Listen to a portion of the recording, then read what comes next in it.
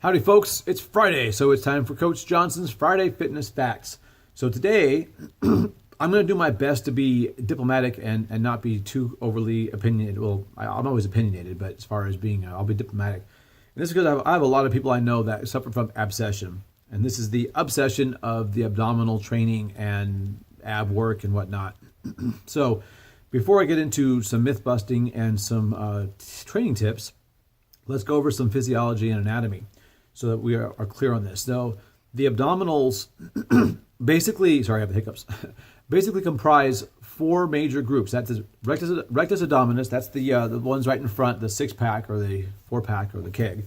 The external obliques, those are the ones on the side that kind of point down towards your pelvic bone. There's also internal obliques, which go the other direction, and transverse abdominis, which basically is a big belt of muscle that keeps your guts from falling out.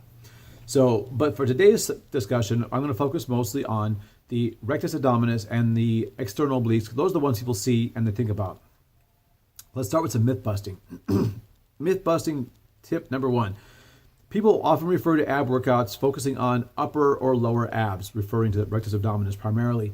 The reality is there is no such thing as upper or lower abs. The rectus abdominis is one muscle. Literally, there's not even six muscles. It's all one muscle. You have ligaments or tendons that go across that keep it from basically rupturing. That's where you get the six packs from. And it's like some people have it even, some people are staggered, some people are V-shaped. It doesn't really matter.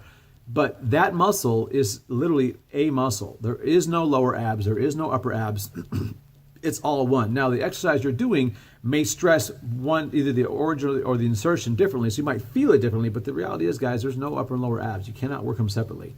You maybe one side or the other, but the muscle fibers run top to bottom. They're all one. You either it's all on or it's all off. So let's get that out of the way. No upper or lower abs.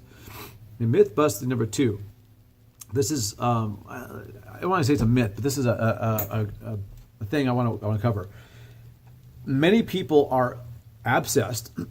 Well, that sounds bad. It's like a big infection. They're obsessed with the abs, and they do a ton of ab work. The reality is, the myth I want to bust is you don't need bazillions of exercises, reps, and time to get your abs worked. That is a myth. The thing comes from the sensation of feeling the abs. The abs work through a relatively short range of motion. And again, I say abs, I'm talking obliques and rectus abdominis. And so it's easy to fully contract them.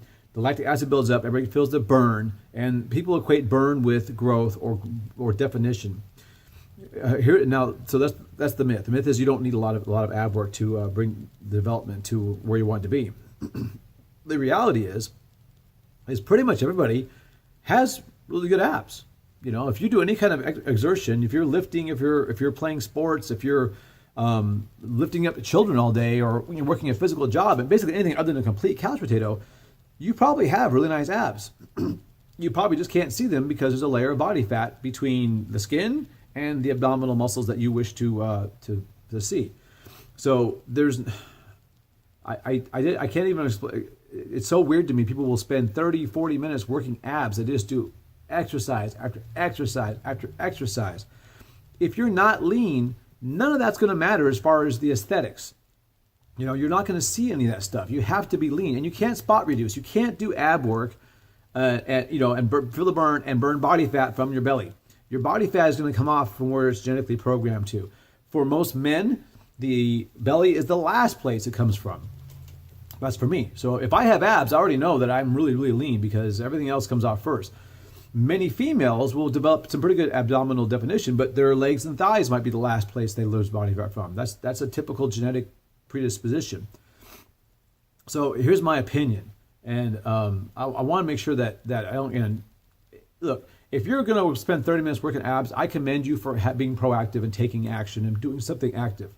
But the reality is that time and energy would be better spent if your goal is to see your abs. If your goal is to have nice abs, for 99% of the people out there, other than the already extraordinarily lean people, your energy and time would be better spent on doing interval training or working on bigger muscle groups for resistance training. You just don't need to spend 34 minutes of abs. So when I see these on the aerobics class schedules, ab workouts where they spend 30 to 40 minutes doing crunches and bicycles and leg raises and flutter kicks and all these things. It's so bizarre for anybody who knows physiology and how it works. But people love it. People will do it. For me as a trainer, as long as they're not hurting themselves, I don't want to pee on the parade too much. But the reality is, guys, you just don't need to do that. If you got 30, 40 minutes and you want to make a significant difference in your fitness journey, don't do abs. Not for that long. Come on. Again, now if you just enjoy doing it and you like the burn and you're addicted to it, I get it. I mean, it beats crack, or meth, I suppose, if you're going to be addicted to something.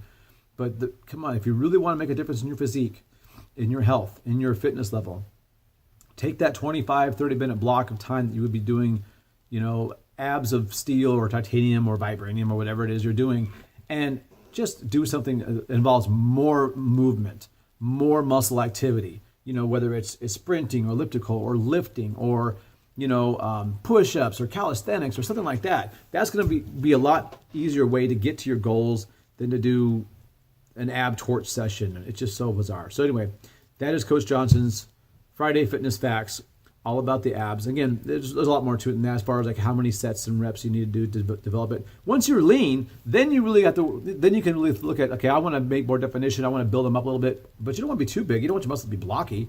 Nobody wants a thicker waist. Nobody wants a thicker waist as far as aesthetics go.